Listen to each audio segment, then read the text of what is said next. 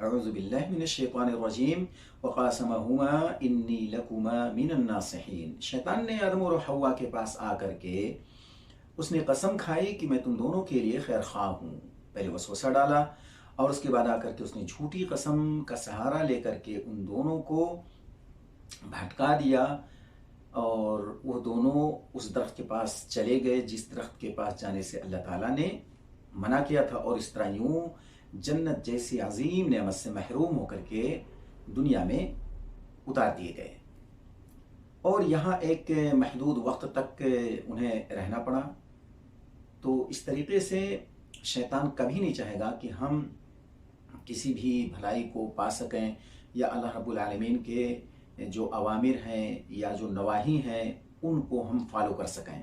اس کی پوری کوشش ہے کہ اس طریقے سے ہم بنی آدم کو گمراہ کریں، اور اس نے اس کے لیے باقاعدہ اللہ سے پرمیشن بھی لیا، اللہ تعالیٰ نے اسے مہلت بھی دی ہے۔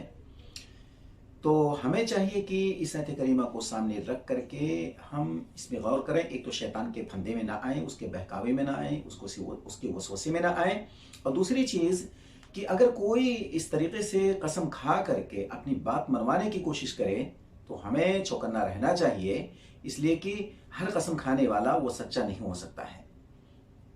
اللہ تعالیٰ ہمیں اس دنیا میں جب تک باقی رکھے، اسلام پر باقی رکھے، اور کسی کے بہکاوے میں جو ہمیں اللہ کے راستے سے بھٹکانے کی کوشش کرے، اللہ تعالیٰ اس سے ہمیں محفوظ رکھے۔ وآخر دعوانا ان الحمد للہ رب العالمین۔